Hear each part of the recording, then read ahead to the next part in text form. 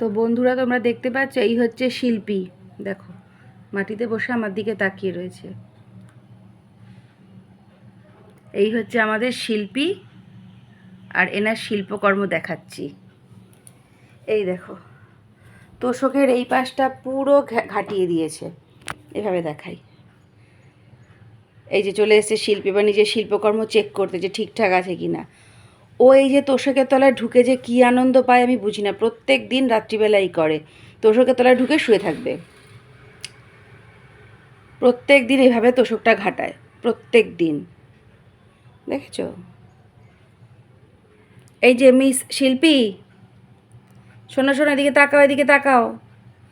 তোমার কোন বয়ফ্রেন্ড থাকে তোষকের তলায়? প্রত্যেক দিন তুমি তোষকটাকে ঘাটাও এভাবে?